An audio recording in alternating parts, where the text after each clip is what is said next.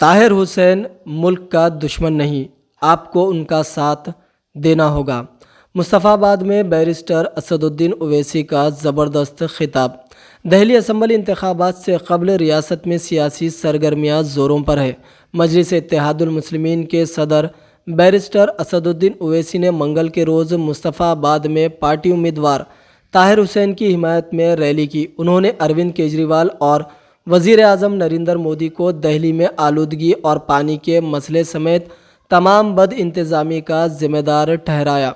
असदुद्दीन ओवैसी ने कहा कि आप जानते हैं कि मरकज़ में बीजेपी की हुकूमत है और नरेंद्र मोदी वज़ीर आज़म है, वहीं दहली के साबिक़ा वज़ीर आला अरविंद केजरीवाल है।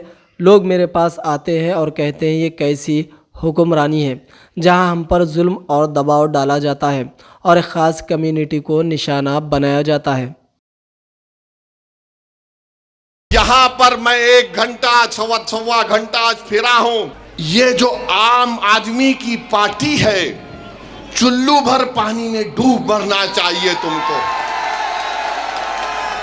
कि तुम रास्ते में हर जगह पर कचरे के अंबार, गंदगी। हमारी सिक्योरिटी टीम के लोग, मेरे पार्टी के लोग बोले सर जरा देख के चलिए, खड्डा है इतना बड़ा। मुझे यकीन है कि 5 तारीख के दिन झाड़ू गिरेगी उसमें इंशाअल्लाह ताला, और ये बोलना शुरू कर देंगे अब कल से। हमारे भाषण के बाद हजरत इबलीस के एजेंट भी बहुत है। हजरत इबलीस इनके अब्बा भी हैं, नाना भी हैं, दादा भी हैं। 2 तरफ से इनका रिश्ता है।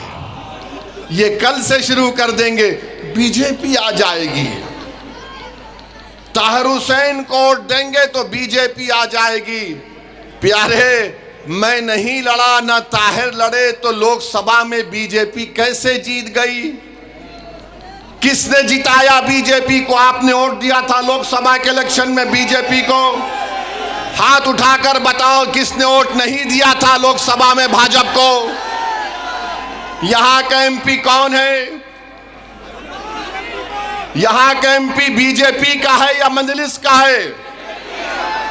फिर कैसे जीत गया? तो मालूम हुआ कि तुम्हारे वोट से बीजेपी नहीं जीत रही है, केजरीवाल, सिसोदिया और जैन के वोट से बीजेपी जीत रही है।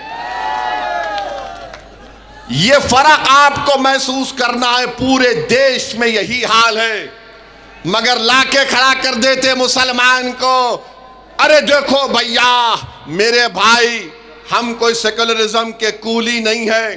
50 साल से इन जालिमों को हम अपने कंधों पर बिठाकर, इख्तिदार की कुर्सियों पर बिठाकर, हमारी लाशों पर, हमारे जलते हुए घरों पर, हमारे बच्चों को जेल में डालकर हम इनको इख्तिदार देते हैं, सत्ता देते हैं, और हमारे बर्बादियों के महल पर बैठकर अपना महल तामीर करते हैं, और उसके बाद बोलते हैं कि ताहिर हुसैन ये है, फुला है।